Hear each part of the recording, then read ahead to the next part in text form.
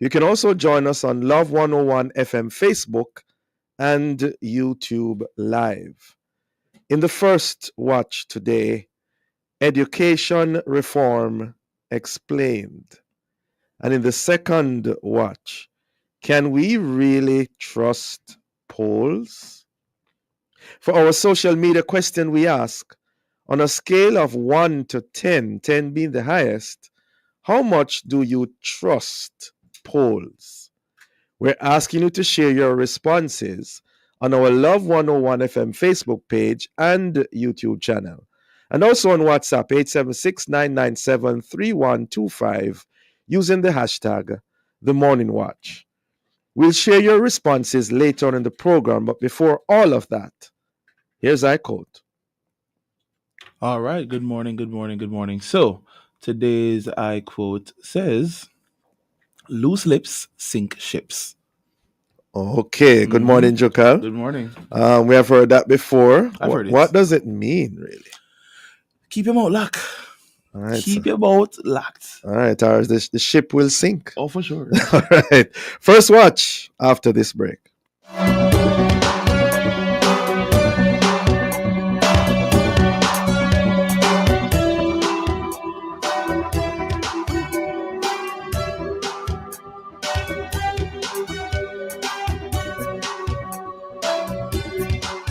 Me just never did I get through with no work, I did I get desperate. Till one day me see one ad, but them want somebody for work at a massage parlor. Trust me, the place was nothing like them advertised. From the very first day, I had to be giving much more than massages. Verify the legitimacy of job advertisements with the Ministry of Labor and Social Security. To report suspected cases of human trafficking, call the nearest police station, 119 or 888-PROTECT. A message from the Ministry of National Security. Mama work hard, for real. She do the most to send me and my brother go school. So, the dream was always to go to university. Well, I fulfilled 2 dreams with 1 Jane Bank savings plan, I further my education and I make mama proud. Say so you can make the part, travel far, graduate like a star. Stop wishing you could. With your Jane Bank savings, you absolutely can. Jane Bank will help you find a way.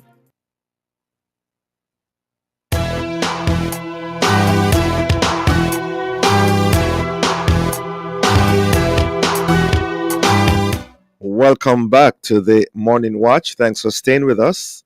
I'm your host, Dylan Toussaint. There are 365 recommendations in the 2021 Professor Orlando Patterson Jamaica Education Transformation Commission report. A mouthful there. And there's reportedly a 30% progress rate in terms of implementation of the recommendations to improve education outcomes in Jamaica. Now, some recommendations will be implemented come September. But what are they and how will they work? Well, to provide answers to these questions, we have online Dr. Mark Smith, President of the Jamaica Teachers Association, and Stuart Jacob, President of the Jamaica Parent Teachers Association. Good morning to you both. Morning to you, morning, Dr. Smith. Great. Good to have you both with us. Thanks for joining us. Yeah, I begin with you, Dr. Smith, just to, lay a platform. In a nutshell, what really is the Professor Orlando Patterson Transformation Commission report all about? Dr. Smith? Not hearing you, sir. Okay. All right. We're not hearing Dr. Smith right now. Is he on? Yeah. Okay. Dr. Smith? All right. Stuart Jacob, you want to tell us from your perspective what this report is all about? The report was basically, is he back? I don't know. Dr. Smith, you there? Yes. It's your question. It's your question first. So go ahead. Let's have Dr. Smith. Go now, Dr. Smith. We are right. Right. The Orlando Patterson report in education is another attempt, I believe, in a long history of attempts to bring meaningful and structural reform to the education system. And listen, I commend the work done. It was necessary for us to, at this junction, coming out of the 2004 Task Force Education Report, commissioned then by the P.J. Patterson administration. I think quite timely that the Holness administration would now take the opportunity to re-examine where we are as a country and chart a course for achieving many of the structural problems needed education, particularly as it relates to realigning the outcomes to economic development.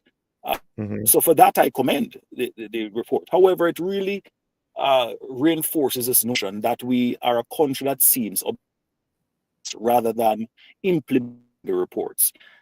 So fundamentally, the Patterson report is guided by the principles, which in essence, I believe, focus primarily around organizational coherence and systematic alignment, tackling specifically around pedagogy and automation of practice in the teaching and learning space, curriculum revision, and really a focus on STEAM slash STEM, and mentally committed to those things are good.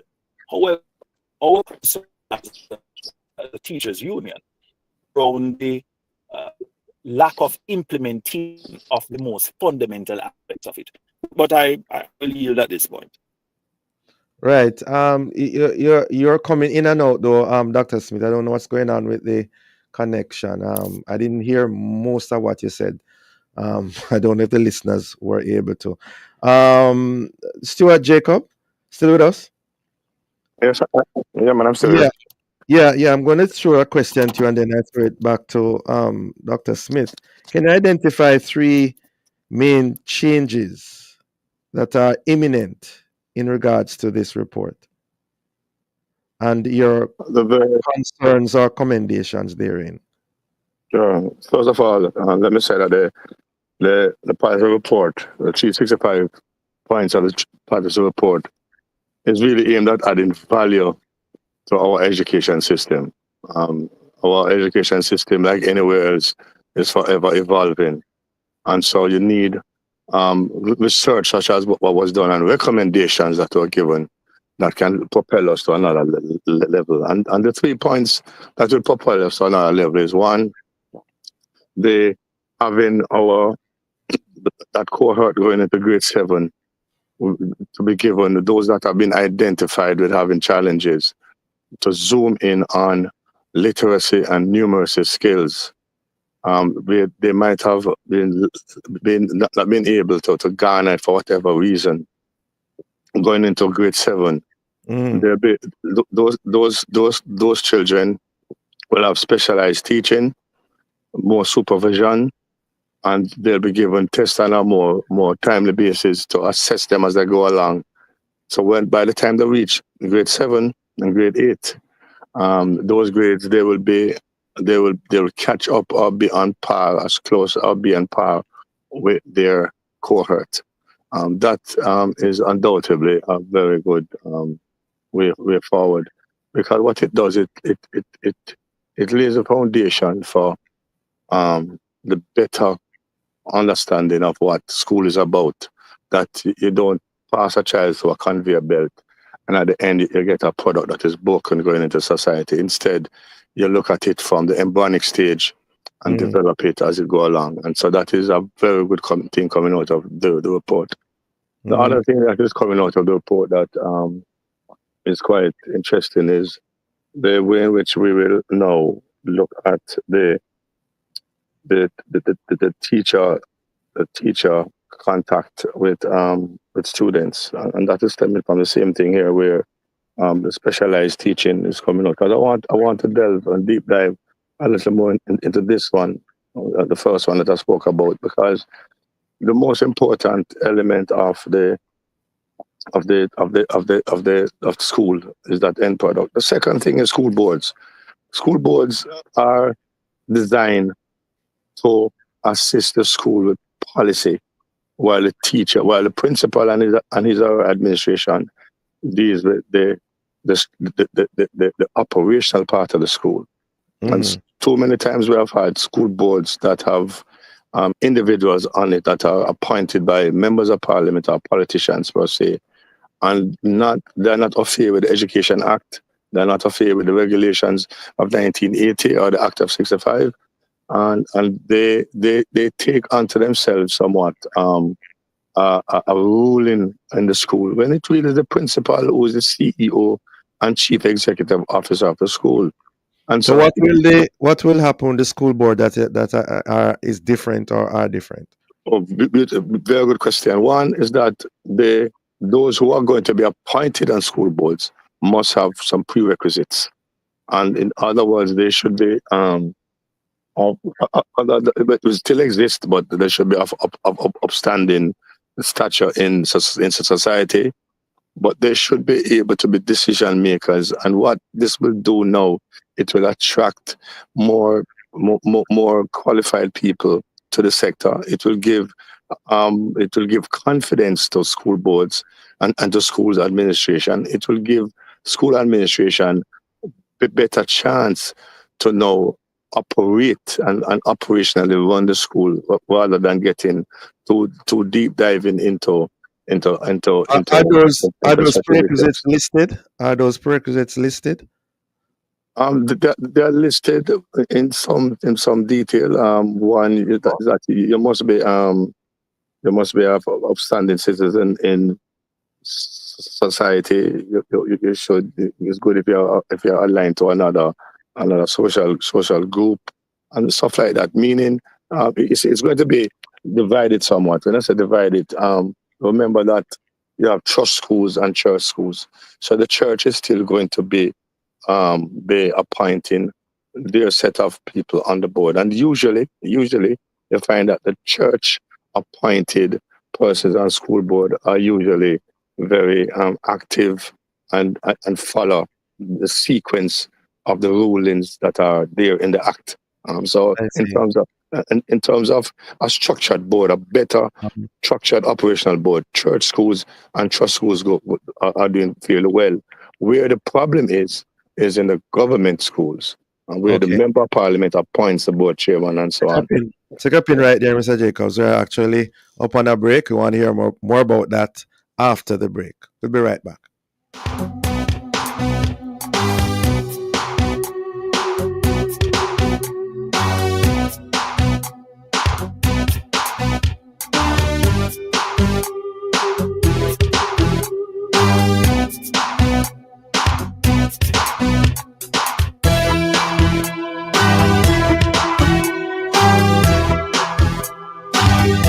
You are now invited to listen to Tech Time Drive, brought to you by Burt's Auto Parts. It hurts if you don't check Burt's.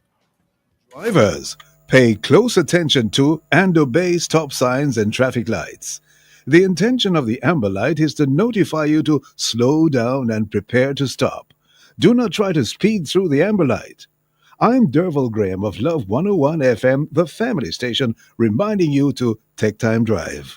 You have just listened to Tech Time Drive, brought to you by Burt's Auto Parts. It hurts if you don't check Burt's. Forget ordinary, think Liqui-Moly. Get a 15% discount on all Liqui-Moly oils and additives from April 25th to July 30th at all Burt's Auto Parts locations. Buy 4 or more Liqui-Moly engine oils or 4 transmission oils, you get a free LM40 all-purpose cleaner. But hurry up, the offer runs while stocks last and conditions apply. Forget ordinary, think Liqui-Moly, and remember, it hurts if you don't check Burt's.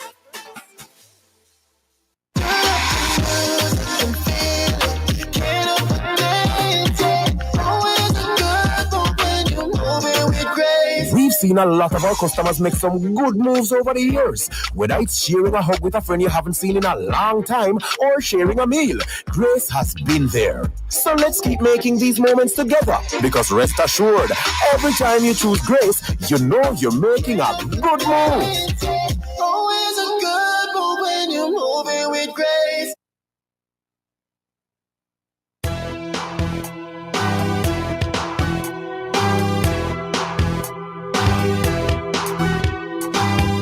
Welcome back to the Morning Watch. Thanks for staying with us. I'm your host, Dylan Toussaint. And this is the first watch.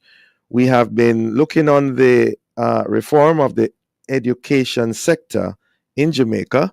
And in so doing, we have online Mr. Stuart Jacob, President of the Jamaica Parent Teachers Association, and Dr. Mark Smith, President of the Jamaica Teachers Association. Before the break, Stuart Jacob, you were telling us about the three changes that are imminent and your views in that regard. There are really two. Oh, it's That two. two that Dr. Stokes spoke of. The third is that they're going to continue with the implementations of what is to come.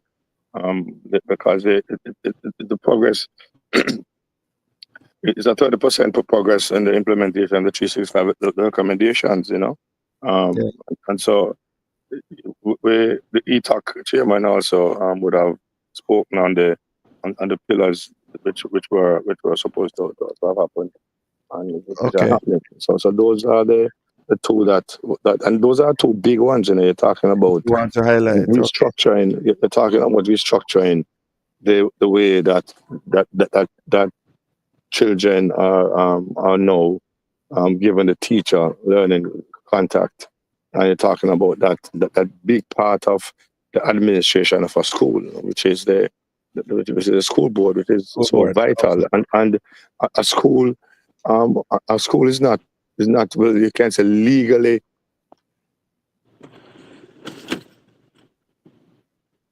Mr. Jacob, still there?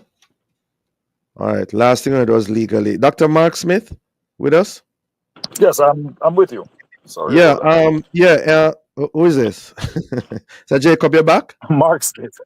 Oh, Mark Smith. Okay, good. Yeah, Dr. Mark Smith. The main changes that you'd like to highlight and your views. Oh, well. Let me just be back on something that Mr. Jacobs would have mentioned that I think is so important: the governance of our schools. And a lot of Jamaicans not understand that the vast majority of our schools are indeed church-owned institutions. Primary level, well, overall, but particularly primary level. And what we see when you move into the high school level is that primarily better performing schools really are trust and church schools, right? Pretty much operating on the ecumenical group now. But the truth is, what you find in those groups are more engaged, selections.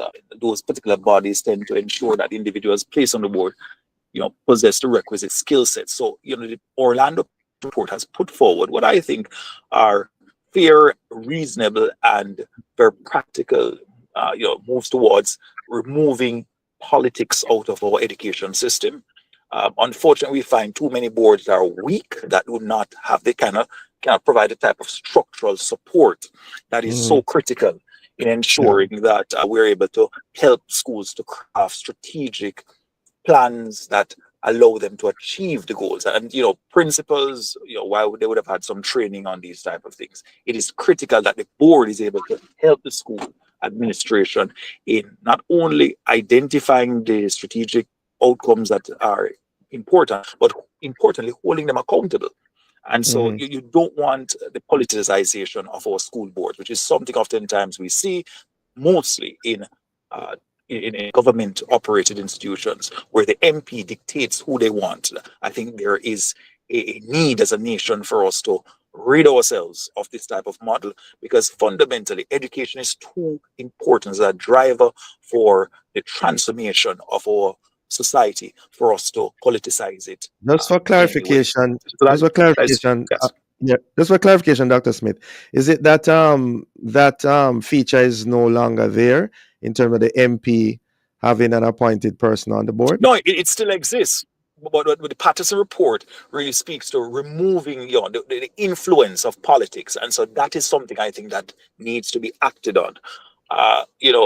One of the other areas I think that is critical is a focus on STEM education. Very, very important. I think if we look across the world and see what is happening, there's a greater focus on the STEM/STEAM educational model. and the need for us as a society to equip our skills, our children rather, with these skill sets that are going to be so important in redefining Jamaica's place economically. And so that I think is a very good focus. Ask, of course, for greater funding to be placed in these areas. Now, it is one thing for us to have the Patterson report, but how we operationalize it. And that was a greater point I was alluding to earlier. And I'm not sure if your listeners heard as well as yourself. But the Mm-hmm. truth is, we have not had a shortage of reports. I go to task force Right, on right, education, and we go back to the reports. Many of them, you're almost seeing the same thing replicated. The task force on education, and if you were to juxtapose them alongside the Patterson report, you could right, just lift some of the things and place it. The right. truth is, our problem seems to be in the execution, the Yeah, operationalization of the respective report, where we seem yes, to fall flat on our face. And yes. this is one of the things that I have a significant concern about. In fact, I go one step further. The Patterson report speaks about early childhood education. Dr. Smith, not hearing you now. Don't know what's happening with your Hello, connection. are you hearing me? Yeah, you're back. You're back. Okay, Hello. continue. Yes, we're hearing you now. Yes, I was Continue. mentioning about early childhood education. That remains a significant area of significant Right. concern.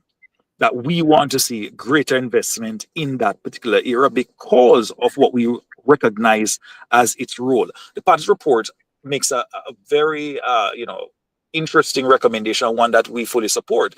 That if we recognize that the fundamental challenge we're facing lies in the foundation of the children, and education really builds upon the master of previous knowledge and skill sets harnessed and developed, rather. You know, what they have asked is that some of the money that is used in the that is actually collected through the Heart Trust be redeployed to support early childhood. I think that is very important. Yeah, that is Mm, something I think could instantly have an impact. I would want to also see it in the primary level. One there's also a misunderstanding. Many Jamaicans believe that the issues we have at the early childhood level is primarily with government. The truth is, when you look at the early childhood sector, privately owned, which is not a unique model. I was recently in Singapore, and that's still the model that they share. However, we have varying standards. You have some early childhood institutions that are doing extraordinarily well, but mm, we have too many in which they are struggling to meet the standards, and we have to understand these are community-based educational interventions and programs. And oftentimes, you find the weaker ones in communities that do not have uh, the higher incomes, right? So we have to figure out a model that provides adequate support. Presently, government provides, I believe, one trained teacher to each of those early child, and they cover the cost for them. We have advocated in JTA a recent salary claim that be increased, mm, and this is mm. how we have to strategically support a sector that actually has a significant impact on the broader educational outcomes later on. Because let us not joke around. The fundamental issue we have is that literacy Numerous. and numeracy continue Mm, to lag. Yeah, sorry, literacy and numeracy. My apologies. Literacy and yes. numeracy continue to lag way behind projected or expected outcomes. We have to tackle that as a country because in any modern education system, the building blocks of intelligence are literacy and numeracy. And so that is what we have to, with laser-like precision, focus on. And I'm happy that the Pat's report did speak to some of this, but critically, we need the resources in the school. The money has to get into the school. And despite, one of the things I should put as a caveat is that I disagree with the Pat's report where it indicates or seemingly indicates that this sector is well funded when compared to other countries. No, we get into the discussion of GDP, investment. And I'm saying when you look at GDP investment, you can compare Jamaica directly with another country, Singapore, because Singapore may spend 4.8%. We may be spending more, but the truth Uh-huh. is our GDP is significantly less. So the per capita spend on each child is different, it's marked difference. And that is what I always tell them. You have to look at the per capita spend on each child. And that is where I think there's a significant concern because you travel the length and the breadth of the island, you'll find that many of our schools are woefully underfunding, Okay. particularly as it relates to learning interventions Okay. All and right. resources. Mr. Jacob, are you with us again? Stuart Jacob?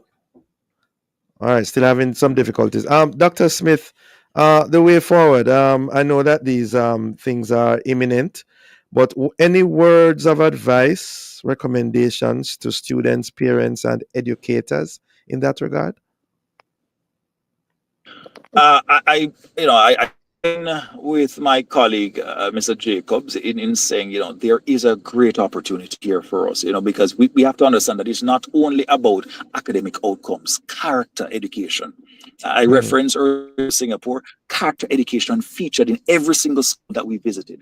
When you spoke to every single ministry official, every single teacher, every union person, they spoke about the importance of character development in their national educational institute that trains their teachers.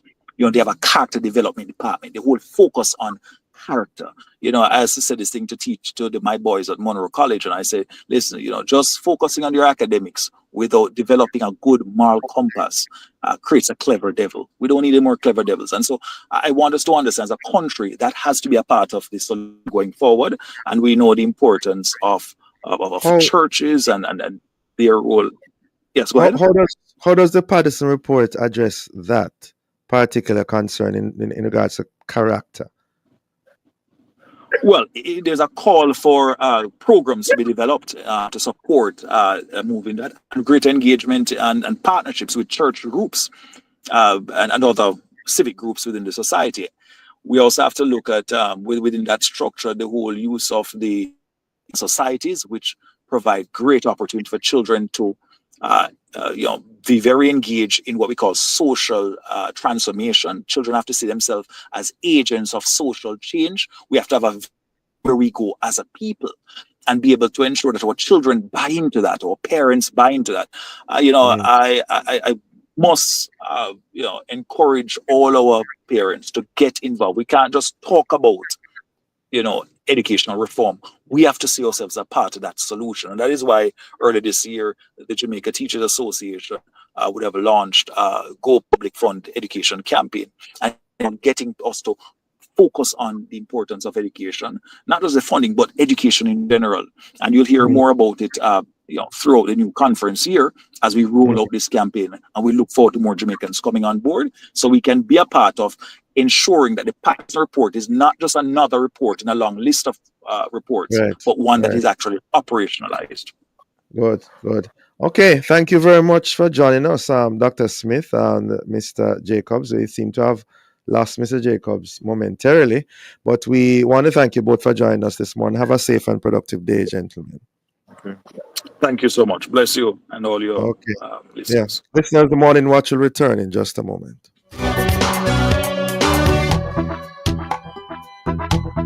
This is a special announcement from Love 101 and Love Television. Our general offices will be closed to the public on Emancipation Day, Friday, August 1, and will reopen on Monday, August 4 at 8:30 a.m. Programs and commercials for the period Friday, August 1 through to Monday, August 4 should be submitted by 12 noon on Wednesday, August 30, obituaries and notices by 1:30 p.m. on the same day to ensure scheduling for broadcast. Love 101 and Love TV wish for you and yours an exciting and memorable holiday. Start your journey with a JN Small Business Loan with small business loans as little as $10,000 and up to $4 million. The time by JN Small Business Loan is 7:30. You're invited to listen to Dollars and Cents every Thursday at 8:16 a.m. We'll give you tips on how to make your money count, how to save, and how to grow your worth. It's all inside Dollars and Cents, brought to you by BPM Financial Limited, taking you higher. That's Dollars and Cents every Thursday at 8:16 a.m. on the family station, Love 101. Jamaica. Get ready for a first of its kind celebration. Stomp, the all-inclusive gospel party, Friday, August 29, 6 p.m. to 11:30 p.m. at Devon House East Lawns, featuring DJ Chinny and more. Enjoy powerful worship, uplifting performances, plus all-inclusive food and drink, all in one unforgettable day. Admission $13,000 general. Children 10 and under $5,000. Get your tickets online at touchstownlink.com. Stomp 2025, where worship meets celebration. Brunswick, tuna the only option. Give me the whole thing, no, me no want a fraction. Brunswick tuna, morning, night, or noon. Me say me ready for the action. Brunswick tuna, they on me plate. Now they eating for dinner, now they morning for me breakfast. You can have it anytime, anyway, with couple slices of bread or crackers. What's convenient, taste good and affordable. Brunswick tuna, love tuna. Me under the pitney in a school. Chunky nice, spicy Thai chili, chunk in water. Tuna, Brunswick tuna. Snacking made easy, snacking made tasty, snacking made healthy.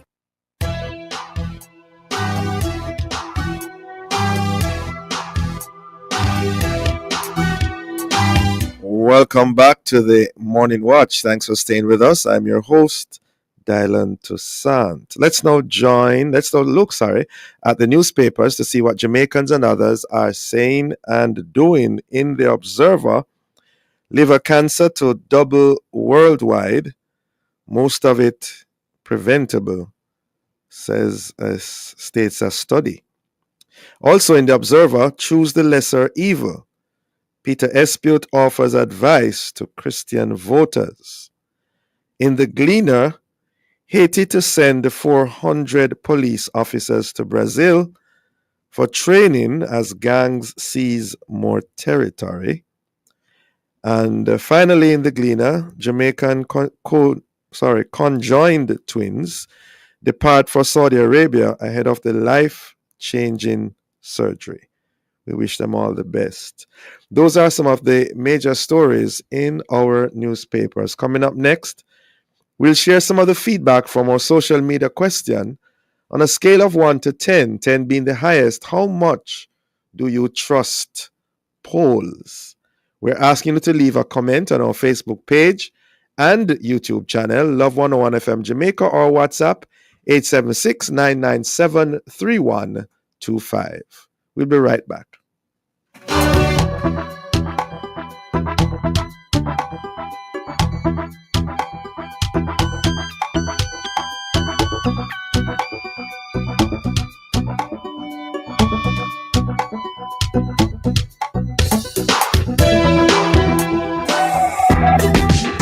He was weak and godless. She was bold, ruthless, and dangerous. Together, they were the royal power couple on the wrong side of God. We're talking about Ahab and Jezebel. Tuesday, July 29 on The Rock, we're diving into their story with evangelist Hurley Taylor and Pastor Sean Clue. Why are they remembered with such infamy? What did they do that still sends shockwaves through scripture? And what can we learn from them today? All this and more on The Rock. Tuesday, July 29 at 10 a.m. right here on the family station, Love 101.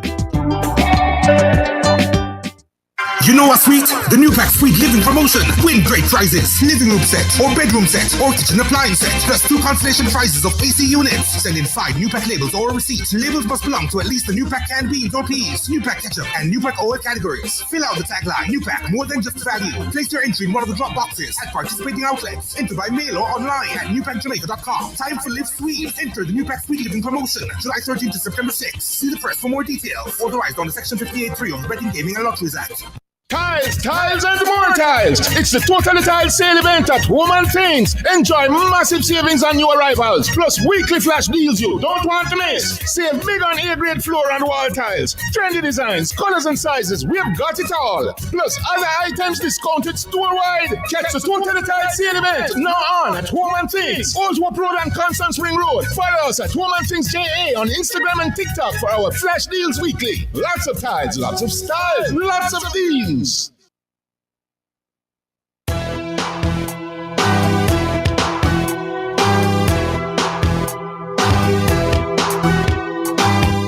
Welcome back to the Morning Watch. Thanks for staying with us. I'm your host, Dylan Toussaint. Let's now join Jokal for a look at how our Facebook, YouTube, and WhatsApp friends answered today's question. On a scale of 1 to 10, 10 being the highest, how much do you trust polls? Jokal. All right, so Cherry in Spanish Town says, as we know, well, she said, with the polls, I would give it 6. As we know, when it comes to those gadgets and all, no matter how you think the process is going smoothly, there will always be glitches here and there. Edna sent a voice note. Let's hear from her. Good morning, Morning Watch. Good morning, Love 101 listeners and staff. I would give the posters 9 out of 10.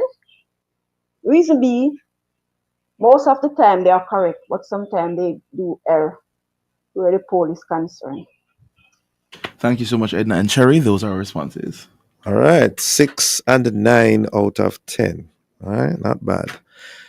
Of course, as we segue into the second watch, if the polls of the last elections in America were any indication of the unpredictability of outcomes, why do we still ask for them? Now, it is said that poll questions are structured to garner particular answers. So, how can they be trusted? Now, with Jamaica going into general elections, pollsters are being commissioned and consulted. And we are asking who or what can be trusted in that regard. Well, to discuss these matters, we have joining us Pastor Percival Palmer, Associate Pastor of Fellowship Tabernacle in Kingston, and Don Anderson, pollster, Chairman, and CEO of Market Research Services Limited. Good morning to you both. Your listeners, happy to be on your program for the first time, I believe. Yes, I was about to indicate that. Right. Pastor Palmer, are you with us? Not hearing him. All right, you're muted, Pastor Palmer. Pastor Palmer? All right, we will see, we'll work that out. Okay, Don Anderson, welcome to the Morning Watch, first time. Thank you. Yes. I need to ask you, how are polls really done in Jamaica? Can you walk us through the process as briefly as you can? Sure. But before you do that, can I get the telephone numbers and then addresses of the two persons who quoted and we were interviewed? I'd love to have them with me all the while. You know? All right. Sorry about that. I couldn't help that one. We'll see what the producer thinks of that, okay? Okay, but talk about polls. Yes. So first of all, polls are a part of the whole market research process, which means that when you do political polls, it's similar to when you do polls for companies, whether they be, I don't need to call it the names of companies. It's the same thing. Polls are derived from market research. And there are certain basic principles involved in conducting market research. Just for the record and for the benefit of your listeners, we're now celebrating 50 years as a company in market research. And I personally have been involved in, thank you very much, involved in market research for 53 years. So I'm saying that to say, and I make the two points to connect them because we have survived in this particular environment, not only in Jamaica, but elsewhere, by conducting market research in a very professional way. And we have survived. Yeah. So there has to be something good and right about what we're doing. Eh? Yes. All right. But so to the specific question you asked about polls, first thing is that they all rely upon the design of a sample that is representative of the population. That's critical. That's the starting point. When you design a sample from which you're now going to derive information and project that up to the population to be able to say that this is how the population thinks, believes, or will behave, then that sample has to be absolutely representative, reflective in every way of the population. And that's the only basis on which you can reliably project that data from the interviews that you have done to the national population. The second thing is there is no way in which you can do a census of the entire population every time you do a study. That's totally impossible, which is why censuses, for example, are only done every 10 years. The cost and time would be prohibitive. So when you're looking at a sample now of a particular poll, obviously it has to be representative of the population. But again, you can only interview X number of persons, and that depends on what you really want to, how deep you want to get into the data. Yeah. Right. So, having said that, we have teams of people, and we have had, teams of people who go out under our supervision, under our direction, under our control, under our monitoring, to go out and get information from a questionnaire that is structured to get information, but which is structured in a way which is expected to get information which is not tainted. In other words, you can have questionnaires which are driven for a particular purpose. And I make the point about our reputation and our longevity in the marketplace to say that we are experienced enough to design questionnaires that don't beg a certain question. In other words, they're not loaded. Mm-hmm. So the questions are, in a way, very neutral, for want of a better word, so that persons are able to give their answers easily, yes or no, in some instances, without the questions leading them into a certain direction. So the issue or the point made that questionnaires are designed, asked in a certain way, not true. Mm-hmm. Not for our company. Mm-hmm. And I can't speak for any other entity. I can speak for my company. Mm-hmm. That we have a tested procedure by which we ask questions. We test the questions before we go out into the field. We ensure that all is clear, that there are no biased questions that are begging a certain kind of response. And in the final analysis, when we're done the work, we do a validation to ensure that the data we get is consistent with what people have said. Well, I don't know what more I can say. Yeah. Well, before I bring in, let me bring Pastor Palmer. You're there. Yes, I'm here. Yeah, you're right. Good to have you. Congratulations to Don. 50 years. Thank you very much, from a baby Paul. I know of you, and I know of your reputation, of course, which I'm proud to be associated with and know about. Great. Yeah, Pastor Palmer. Polls in general. What are your views on the use of polls today and the importance of polls, especially within the Jamaican context? I think that polls give a snapshot, as Don has said. It speaks to research, and those of us, you are a PhD person, you have your doctorate, so you know that even when you're going out to do research, you have to validate and make sure that your questions are not leading. And I was looking at, there was Carl Stone, and then there was Carl and Don, and now there's the blue dot. But I think that they represent how people are feeling at that point when the polls are taken. A lot of things could have shifted after that poll was taken, but I do believe it is a good representation of how people are feeling at that point in time.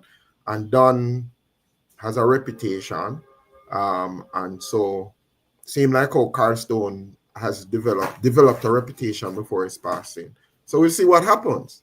I think it is in when the polls, when the elections are called and the results come in, we'll see what has happened. But he has been very accurate in terms of what he has done to date, and his work stands by itself. So that's what it is. But just to comment. Yeah, before you do, stick up in right there. We're actually up on a break. We'll be right back to hear more after this break.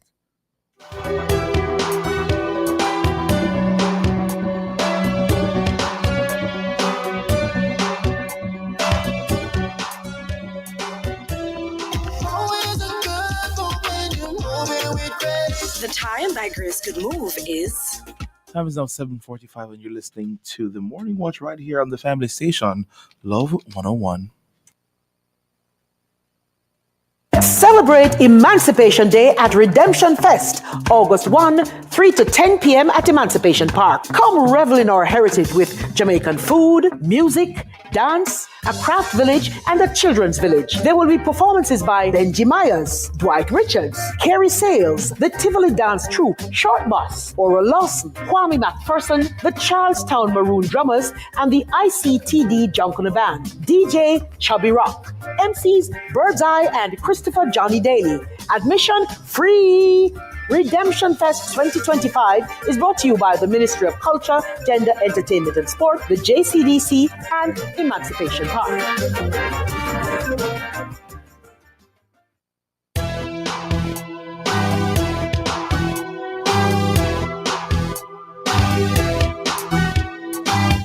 Welcome back to the Morning Watch. Thanks for staying with us. I'm your host, Dylan Toussaint. And this is the second watch. We are asking, can we really trust polls? And in so doing, we have online Don Anderson, pollster, chairman and CEO of Market Research Services Limited, and Pastor Percival Palmer, associate pastor of Fellowship Tabernacle in Kingston. Before the break, Pastor Palmer, you were expressing to us your thoughts in regards to polling in general, in particular Jamaica's context as well. Go ahead, please. I was just I watched what happened in the US in terms of the polls, and Winnipeg, I mean, the last election you're talking, right? the last election, and that was fascinating. It was very much dependent on who did the polls, and then persons who had developed a reputation over time. Don made a very important point in terms of questions being leading and loaded in regards to how they were asked. And I think when you looked at all the different polls in terms of what happened in the state, some people were surprised.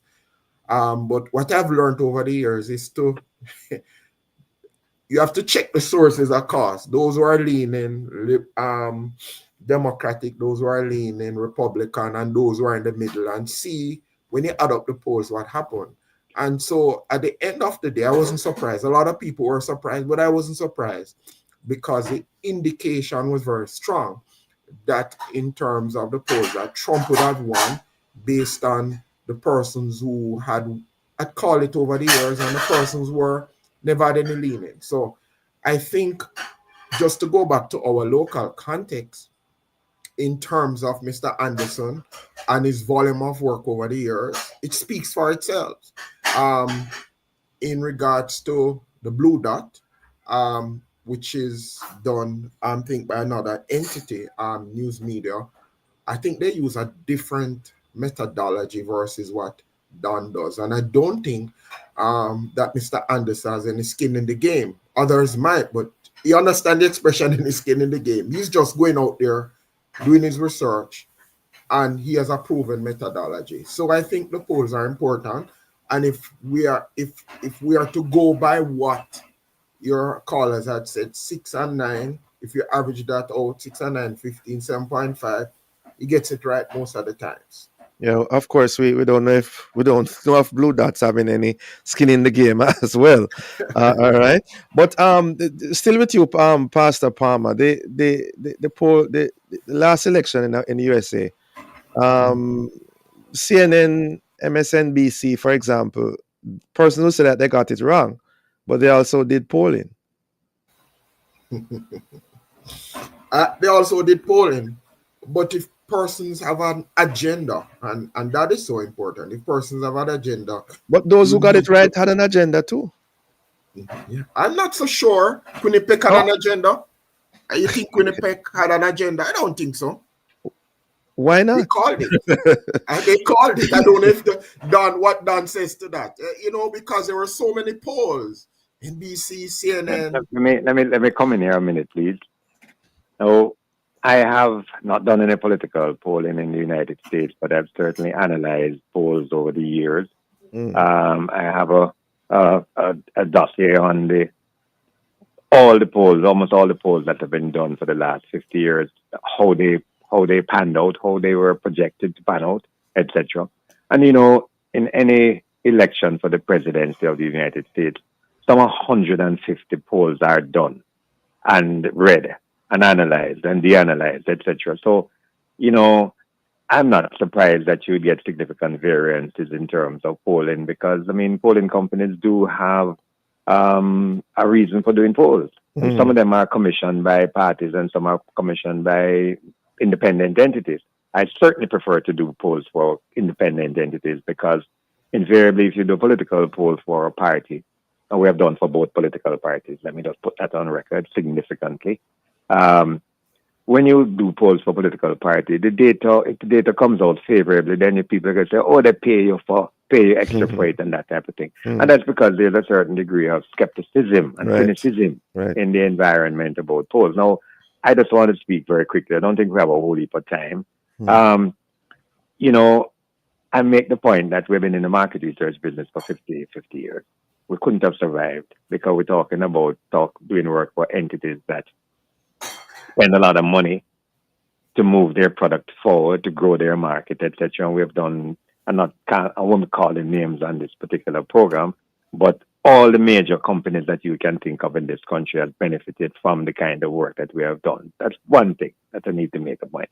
Politically, we have, I don't like to blow my own trumpet. I'm just want to cite 4 particular situations because we've done thousands of political polls, not only in Jamaica, but in the Caribbean, all right?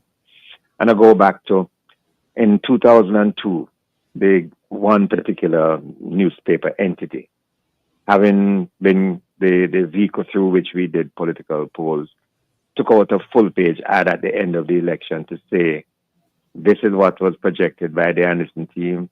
These were the results. And they were absolutely consistent in terms of who would have won the election by how many seats, by whatever variably you could look at it.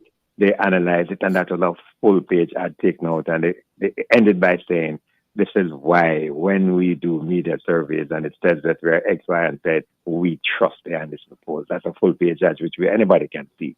Right? I use that instance, okay? In 2000, and that's 2002. In 2007, I always have been a good friend of Portia Simpson Miller. I called the election in 2007 for the Jamaica Labour Party, 32 to 31. That was 32 to 28 for the Jamaica Labour Party. That's precisely how the data came out. Get a little closer. Local government last year, we had the Jamaica Labour Party 1 percentage point ahead of the People's National Party 1 week before the election. Coming from a situation where the Jamaica Labour Party are leading by as many as 16 percentage points, an average of 10 percentage points between 2017 and 2022. None of the 10 polls we did between those years had the PNP in even a remote chance of winning.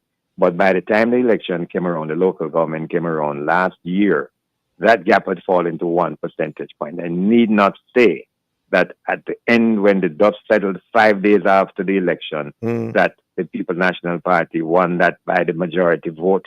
The Jamaica Labour Party won the most councils. And therefore, it vindicated the results of that particular survey. We'll come to Turks and Caicos, which we did some work in the February election this year. I'm just citing, 1 or 2 examples, because there are many. In that election, when we were done and dusted with that election, we predicted that the ruling party would win by a certain number of seats. When the dust settled a day later on, the particular gentleman that I was talking with said, we're very sorry we didn't do 2 more constituencies because we might have got those right as well. We might have won those because we were so spot on. There was no deviation. All the seats that we predicted they were going to win, they won. And all the ones that we predicted they were going to lose, lost. Yeah, Don Anderson. Right? These are just a couple of instances. Right, Don Anderson, as you said earlier, we don't have a lot of time. So I need to just ask you this quickly. Sure. That whole concept of the margin of error, plus or minus, what does it really mean and how is it determined? Because a number of people are wondering about that. Okay. When you do a sample, it means that you're taking a mirror of the population. It means that when you do 1,000, 200, 500, what have you, it means that you're projecting upward. That between the actual sample that you have executed the survey on and the total number that you have interviewed, there are likely to be errors in the sample design, in the way in which the survey was conducted, in a number of factors, and therefore there's nothing perfect in this world. Take that position. There's nothing perfect in this world. And therefore, when you do a survey, you're saying that it cannot be 100% accurate, but when you use the margin of error, from our perspective, we're saying we're 95% sure that the data is within a certain band. Based on what? How is that certain to determine? Or is that 95%. That's a huge it's a figure. statistical calculation. When you've done, you can analyze the data, you can run all kinds of analyses to prove exactly what level of accuracy you have achieved. But you take the position first and foremost that you can never get a survey that's going to be 100% accurate. Happily, as I indicated just now, we have had a track record where our data has been very consistent with the outcome. But I want to make one final point, and this is current anywhere in the world. Elections are won on election day. The polls give you but there are all kinds of factors that impact the outcome on the day of election, and one is organizational ability, getting the people out. One is the fact that elections have become very transactional. And now one of the questions that we have in a current poll is, would people accept money or gifts to not vote or to vote in a certain way? All of these factors can twist in a way the outcome of an election vis-a-vis all the trends that you're picking up in a political poll. Yeah. Pastor Palmer, any suggestions, recommendations to the public, especially in light of the polls leading up to the next general election? I don't think there's any in very recent time, but anything you'd like to say in that regard? I would just simply say, having lived through 1980, all the different elections, no, from 76 actually, I've seen the different elections, is that to people, it's your democratic right. You must exercise your right to vote. And he just spoke about it being transactional. And that, I think, has become too much a part of our election cycle. It would be so nice if people are voting on issues all the time, but they're not going to vote. But I think this election that is coming up is going to be very pivotal in terms of our country and what it is as a people generally, what we will accept and not accept in terms of all the different issues that are on the table. I just want to make the side note, in driving around the country, because I do that, if you were to look at the paraphernalia, the signs and so on, it would seem that one of the entities very well funded. And if you were to go by that, it means that one is going to win by a landslide. But in talking to other people on the ground, people who have not voted in a long time, have indicated to me that they're going to have to vote and they're coming off the fence. And I think that is going to be very, very important. Don has it in his thing, the undecided.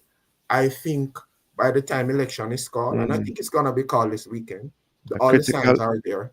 Critical mass, it's the going to be undecided. called this weekend, yeah. The undecided is going to determine this election vis-a-vis the issues that are there. But go out and vote. And to church people, I said, we need to vote. We complain all the time. This is your voice. This is your choice. Please go out and vote. Okay, well said. Thank you both for joining us, gentlemen. My pleasure. Have a safe and productive day. Thank you very much. Again to Don, congratulations. 50 years. Thank you very much. Great. A whole lot of, Thank you. for having me. Thank you, listeners, for being with us. Join us again tomorrow as we continue to set the stage for a discussion of topical and controversial issues. For information on how to get copies of this program, call our production department at 876-968-9596-7. This has been the Morning Watch. Thanks to our producer, Kathy Gale, and our guests. I'm Dylan Toussaint, returning you to Love in the Morning with Jokal Dial.